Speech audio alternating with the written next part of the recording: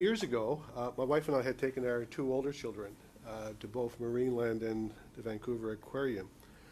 And now we have a beautiful little 6-year-old girl, and she hasn't been to either facility.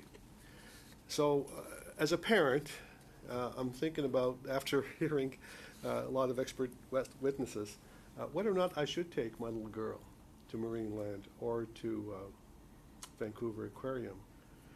Why do you believe that you don't think children should be exposed to seeing cetaceans in captivity? Personally, I've seen what happens with kids in these places. I've seen them go to a show, for instance, where the animals are ridiculed. The animals are they're presented in a non-educational way.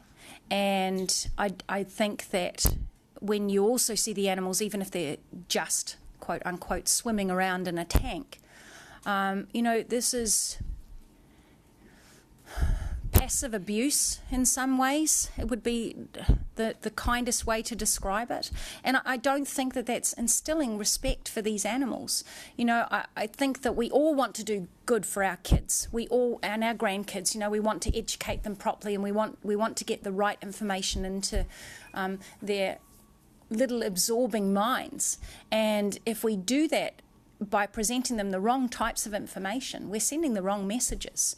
And you've only got to look, for instance, at something like zoos. Now, I don't necessarily agree with all zoos, but there are some very good ones out there. And if you look at from when we were kids and you went to a zoo, the animals were in a bare concrete box, and that was it, yeah? And you saw them pacing up and down. And now you go to a zoo and you see, and there's trees, and there's grass, and there's a little stream, and there's some nice things for the animals to do, and ropes to hang on and stuff like that. But think about what you're showing your kids when you take them to see a cetacean in a concrete box. It's like when you were a kid.